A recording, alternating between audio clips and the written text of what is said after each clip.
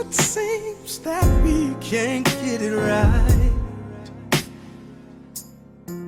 You've been stressing, let me be a teacher and give you a lesson tonight. Hey, this is Johnny Gill, and you're watching Soundcheck on Black Tree TV.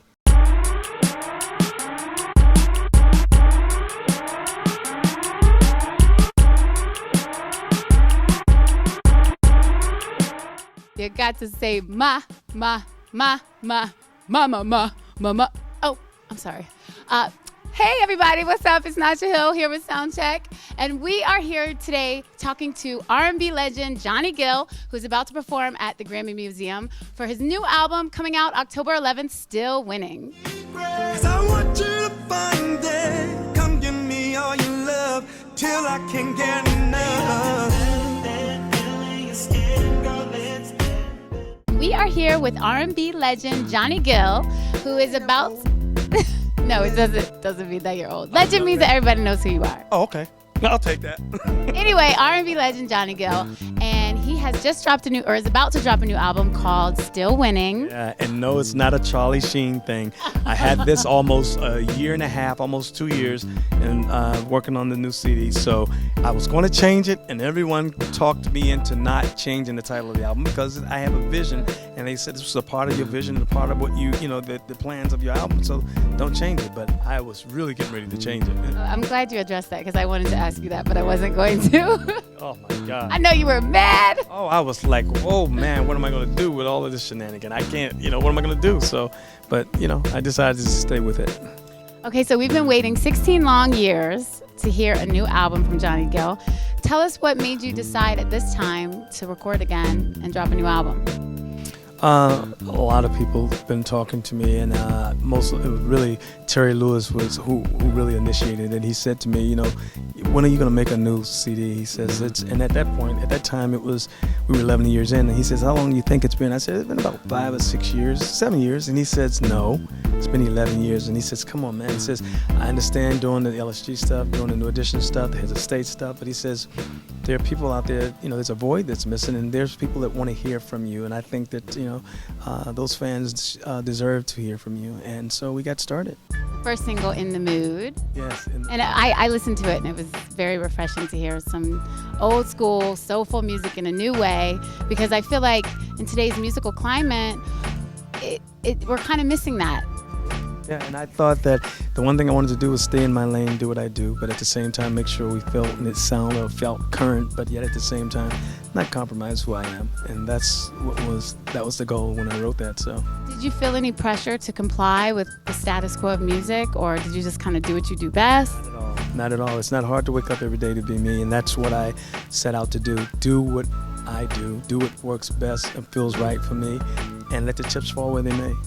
Now, every artist, or hopefully most artists, as time progresses and they mature as artists, their perspective changes or they evolve as an artist. How would you say your perspective has changed since the last album you released, or how you've evolved or progressed as an artist?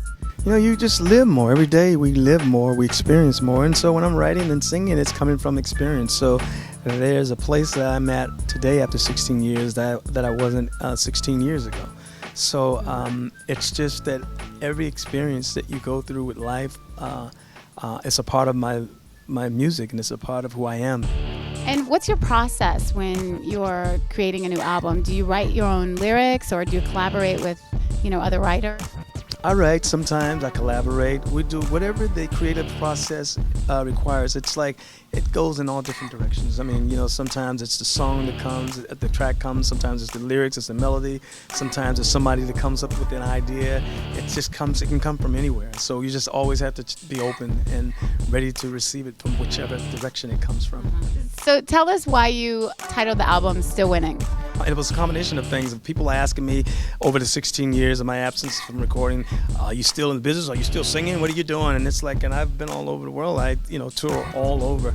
And one of the things when I to put everything in perspective was to be, after 16 years, having an opportunity to come out and present some new music to the world, people wondering where I've been and what I've been doing, to have that opportunity to do that and at the same time do what I enjoy doing the most, and that's performing live. It was all these things, and I'm still standing here today doing what I've been doing for 30 years.